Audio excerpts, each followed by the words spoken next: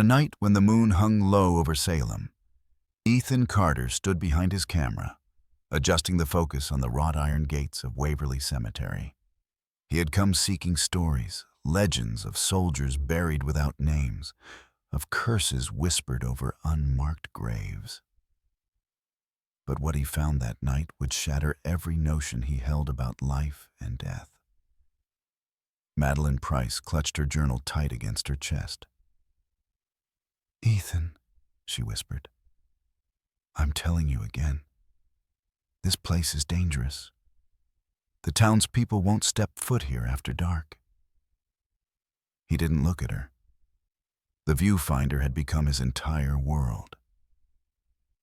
"That's exactly why we're here," he said, his voice hushed but resolute. "People need to see the truth."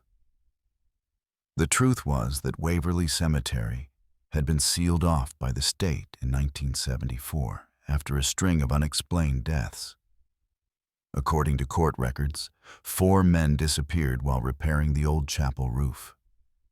Witnesses claimed they heard the men screaming underground, screams that were abruptly cut short, as if the earth itself had swallowed them whole. Tonight, Ethan planned to document the grounds and record any evidence of paranormal activity. It was the perfect setup for the final episode of his series. Madeline had agreed to come, if only to keep him from going alone.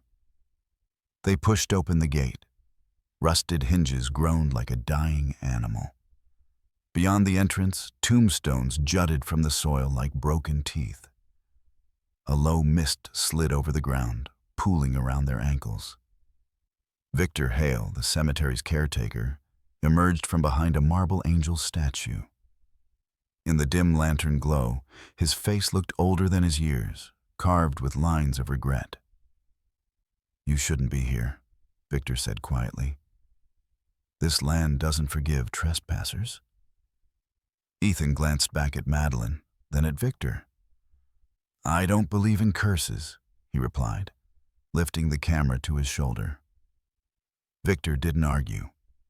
He simply turned and disappeared into the fog, leaving them alone among the dead. The moment Victor vanished, the cemetery fell silent. Even the wind held its breath. Ethan switched on the infrared setting, bathing the cemetery in an eerie green glow through his viewfinder. Each grave marker flickered like an apparition. Every twisted tree branch cast a skeletal shadow. "Start recording," he said, his breath visible in the chill. Madeline hesitated before pressing the red button on the recorder. "Waverly Cemetery," Ethan narrated. "Salem's most notorious burial ground. Rumored to be the final resting place of Colonel Nathaniel Briggs and the men who perished in the fire of 1864. Local folklore claims they were never properly laid to rest." As they moved deeper among the graves, Madeline's foot struck something solid beneath the dead leaves. She brushed away the debris and revealed a flat stone slab, cracked through the center. "Ethan," she whispered, "this doesn't look like a gravestone." He knelt to inspect it. There, half hidden in the fracture, was an iron ring bolted to the stone. Madeline's voice quavered. "That's an entrance." Ethan's eyes gleamed. "A crypt." He set the camera on his tripod, adjusting the angle to capture everything. Carefully, he gripped the iron ring and heaved. The slab shifted, releasing a wave of frigid air that smelled of damp earth and something far older, like the forgotten breath of the dead. "God," Madeline gagged, covering her mouth. "It's horrible." "Help me," Ethan insisted. She hesitated only a second before lending her strength. Together, they wrestled the slab aside, revealing a dark shaft descending into the unknown. Ethan swung his flashlight into the opening. A narrow staircase spiraled downward, chiseled into ancient bedrock. "We can't go down there," Madeline protested, her voice thin. "It's not safe." "You don't have to come," Ethan said. "But I'm going. I have to." Madeline shut her eyes, fighting the war inside her heart. She couldn't leave him. Not here. Not alone. With a trembling sigh, she nodded. "Then we go together." Ethan smiled. But in that moment, the camera's infrared feed flickered.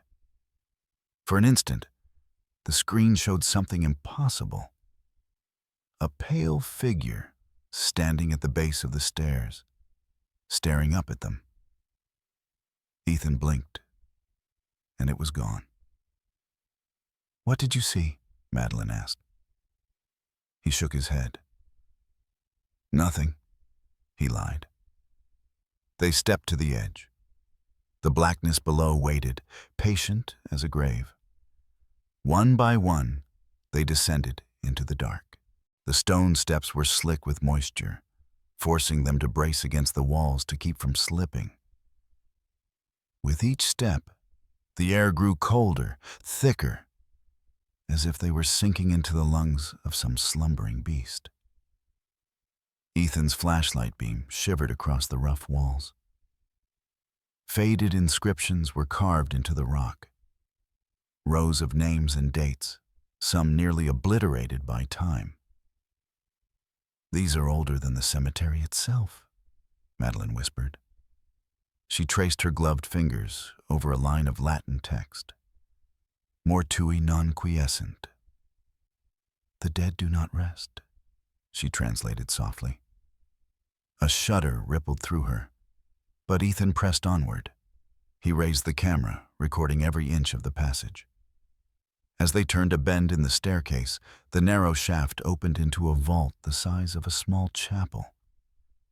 Their lights danced over a collapsed altar of black granite. Around it stood 8 stone coffins arranged in a perfect circle. Each lid bore a symbol, a triangle with a vertical line through its heart. "I've never seen this mark," Ethan murmured, crouching to brush away the thick dust. Madeline's voice dropped to a hush. "It's the seal of Acheron, a ward to keep something inside." "Or to keep people out," Ethan countered. He panned the camera around the chamber. Shadows retreated at the edge of the light, coiling into corners. As he stepped closer to one of the sarcophagi, the air changed again, thick with a scent like scorched iron. Madeline backed away. "Ethan, this is wrong. I can feel it." He ignored her warning and pressed his palm against the coffin lid. The stone felt warm, impossibly warm, like it was alive. Suddenly, the coffin shuddered under his hand. Madeline screamed and stumbled backward, her flashlight clattering to the floor. Its beam spun wildly across the chamber, illuminating a shape in the darkness, a shape that slithered across the far wall. Impossibly tall, impossibly thin. Ethan staggered back, heart thundering. He swung the camera toward the thing, but it had vanished. Only the circle of sarcophagi remained. "We're leaving," Madeline sobbed. "I'm not staying here another second." Ethan looked at her, her eyes wide, her face drained of color, and for the first time he felt doubt curdle in his gut. But before he could answer, a whisper came from the darkness behind the altar. A voice as dry as autumn leaves, echoing in the vault. "You should not have come." The stone lids began to shift. The grinding of stone on stone drowned out Madeline's panicked sobs. One by one, the lids of the sarcophagi slid aside, revealing darkness so complete it seemed to swallow the light itself. Ethan stumbled back, nearly tripping over his tripod. The camera's night vision flickered, as if whatever had awakened was interfering with the signal. Madeline clutched his arm. "We have to go. Now. Ethan, please." But he couldn't move. His gaze locked on the nearest coffin. Inside, something shifted, something draped in a burial shroud of rotted linen. From beneath the shroud, a skeletal hand rose, curling around the rim of the sarcophagus. "Ethan," the voice hissed again, "you broke the seal." Madeline wrenched at his coat sleeve, but Ethan was rooted in place. Every rational thought screamed to run, yet fascination and horror fused him to the spot. The corpse lifted its head, revealing a skull blackened by centuries. Where eyes should have been, 2 points of red light smoldered. The other coffins began to stir, their occupants rising in unison. Madeline slapped him across the face, hard enough to jolt him back to himself. "Run!" She seized the flashlight and bolted for the stairs. Ethan scrambled after her, the beam bouncing wildly across the walls. Behind them, the vault erupted in whispers. Hundreds of dry, rasping voices chanting in a language neither of them understood. As they reached the bottom step, a deafening crash shook the crypt. The ceiling fissured, sending a sheet of rubble between them. "Madeline!" Ethan screamed, clawing at the rocks that now blocked the stairway. "Ethan!"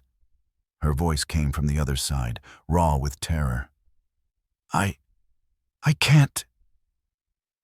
He pressed his face to the gap between stones. Through the narrow slit, he saw her flashlight flicker, then steady. Her face was streaked with tears. "Listen to me," he said, his voice breaking. "You have to climb out. Get help. I'll find another way up." "No, Ethan. Go!" She hesitated, then nodded, vanishing into the dark. He turned back to the chamber just as the chanting ceased. Silence flooded the crypt. And then he heard it, a low, shuddering breath behind him. Slowly, he pivoted. The skeletal figure stood only a few feet away, its hollow gaze fixed on him. "You are the witness," it rasped, "and the sacrifice." As it raised its hand, Ethan felt the temperature plunge. Frost crusted the stones. His camera, still recording, caught the last image he saw clearly, dozens of shadowed forms emerging from the coffins. And then everything went black. Madeline's boots pounded the stone stairs, her breath tearing ragged from her lungs. She refused to look back. She couldn't. If she did, she knew she might never move again. The voices still echoed behind her. Each syllable crawled under her skin, slithering into her mind like worms. She clutched the flashlight so tightly her knuckles had turned bone white. At last, she burst out of the crypt's entrance. The cold night air struck her face, but she didn't stop. She ran past the broken slab, through the rows of leaning tombstones, until the fog began to thin and the cemetery gates emerged from the darkness. As she neared the iron bars, a shape stepped into her path. Victor Hale. He held up his lantern, his eyes full of sorrow and something like resignation. "Where is he?" Madeline could barely form the words. "The crypt. He's trapped. They're awake." Victor lowered the lantern. "I warned you." "Help me," she pleaded. "Help me get him out." But Victor didn't move. He stared past her, into the gloom. "You think you were the first to break that seal?" he murmured. "Do you know how many I've watched die down there? How many thought their cameras and theories would protect them?" Madeline's voice cracked. "Then why are you here?" Victor finally met her gaze. "Because someone has to witness it.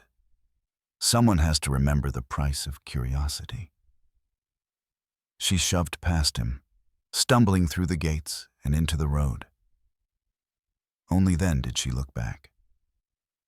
The cemetery was utterly still. No sound, no motion.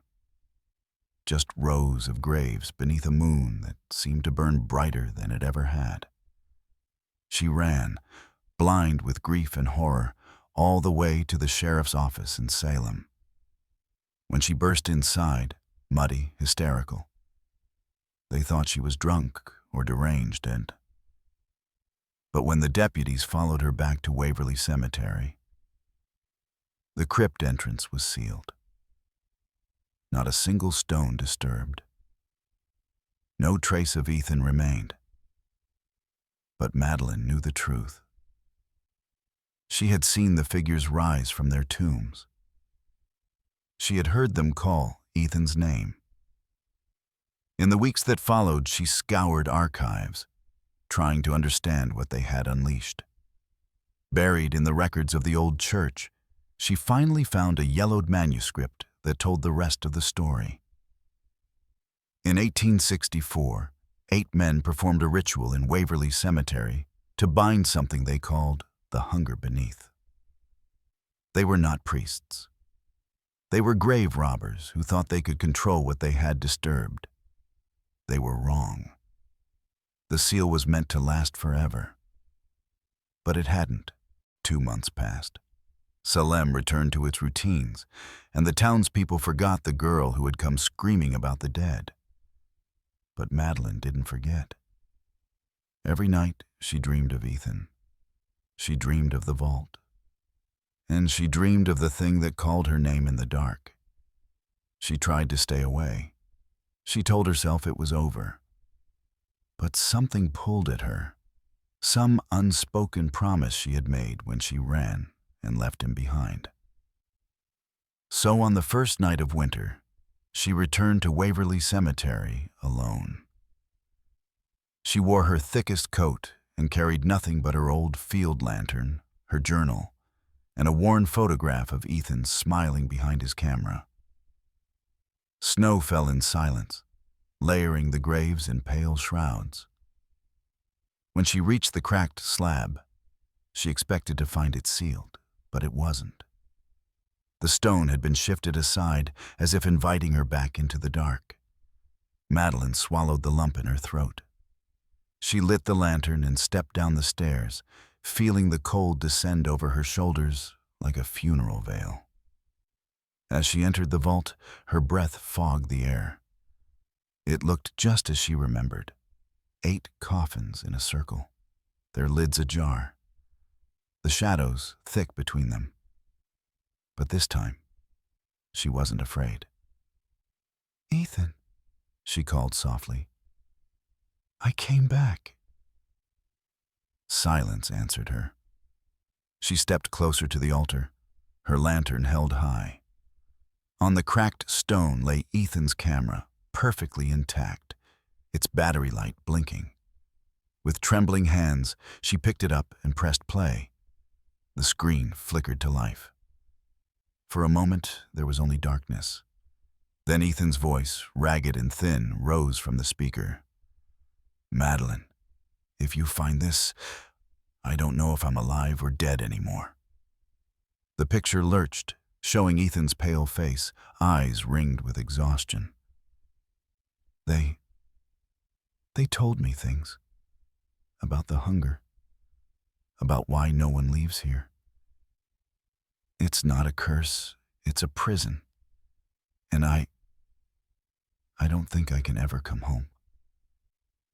He looked straight into the lens, and for a heartbeat, she felt he was looking at her. "I'm sorry. Don't come back for me." The video ended. Madeline set the camera down, her tears falling onto the stone. "I won't leave you," she whispered. As she spoke, something moved in the shadows, a tall shape rising behind the altar. 2 red points of light flickered where eyes should be. Madeline stood her ground. "If you want me," she said, voice steady, "I'm here." The vault trembled. The air filled with that rasping chorus.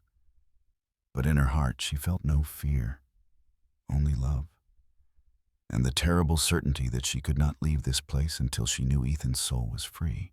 The chanting rose to a fever pitch, swirling around Madeline like a storm. Her lantern guttered and died, leaving her in darkness, lit only by the red gleam of those watching eyes. She clutched Ethan's camera to her chest, forcing herself to breathe. If this was the end, she needed to understand why. "You took him," she called into the dark. "You took all of them. What do you want?" The shadows gathered into the form of the ancient figure she had seen that night. Tall, skeletal, draped in rotting linen. Its voice scraped across her thoughts rather than her ears. Witness. Witness what? The hunger. The coffins began to quake, their lids splitting. From within, shapes began to crawl forth, corpses and shadows tangled together, their faces locked in silent screams. Madeline understood then. Waverly Cemetery wasn't just cursed. It was a gate, a prison designed to contain the hunger beneath. Something ancient and ravenous, something that fed on life and memory. And when the seals broke, it fed again. She sank to her knees, her tears hot on her frozen cheeks. "Then take me," she whispered. "But let him go." The figure tilted its head. A dozen whispers flared to life. One must remain. Madeline's heart clenched. One soul to feed the hunger. That was the price. She looked down at Ethan's camera, the last image of him she would ever have. Closing her eyes, she pressed her hand to the cold floor. "Take me," she said again. "Please, just let him go home." The darkness pressed in, heavy as a burial shroud. For a moment she thought she felt Ethan's hand on her shoulder. "Madeline," came a voice. His voice, clear and alive. She opened her eyes. Ethan stood before her, his form flickering like a dying candle. "You can't do this," he whispered. "You can't trade yourself. You have to live." "I won't leave you," she sobbed. He shook his head. "Then it wins." The skeletal figure raised its arms. The vault began to collapse, stones raining from the ceiling. Ethan stepped closer, cupping her face in his ghostly hands. "You have to tell them, warn them, break the cycle. But go." Light erupted around them, white and blinding. For an instant she felt herself lifted out of her body, hurled upward through endless darkness. And then she lay on the grass outside the cemetery gates, dawn breaking over Salem. The snow was gone. The graves were silent. Ethan's camera rested in her hands. Madeline didn't remember how she reached the sheriff's office. She must have walked, or perhaps something had carried her. All she knew was that when she pushed through the door, the deputies fell silent, staring as if they had seen a ghost. She laid Ethan's camera on the counter. "It's all in here," she said, her voice raw. "Everything that happened." No one believed her, not at first. But when they played the footage, when they saw the crypt, the rising corpses, Ethan's final message, no one spoke again. That morning, a team of state officials arrived at Waverly Cemetery. They sealed the gates with steel barriers and posted guards. The newspapers called it a hazardous collapse. Only Madeline knew the truth. Ethan was gone. But so was the hunger, sealed once more in the dark. In the months that followed, she tried to move on. She took a small apartment above a bookstore in Boston. Every night, she reviewed Ethan's recordings, frame by frame, looking for some trace of him, some last spark of the man she loved. Sometimes, when she closed her eyes, she could almost hear him. Tell them. So she did. She finished Ethan's documentary herself. She titled it The Hunger Beneath and included every piece of evidence, every moment of terror, every confession. When it aired, it became a sensation, proof that some legends were real. But more than that, it was a warning. On the final recording, Madeline looked into the camera, her voice steady and clear. Curiosity is part of being human, but so is respect. We cannot trample the past and expect it to remain silent. What we bury does not always stay buried. And sometimes the price of knowing is too high. She paused, her gaze haunted but resolute. If you hear the whispers, if you feel the hunger, walk away. Remember, the dead deserve their peace, and the living deserve the chance to keep their souls. The documentary ended on Ethan's last image, smiling in the moonlight, camera in hand. And as the credits rolled, Madeline finally allowed herself to cry. Somewhere, she hoped he was free,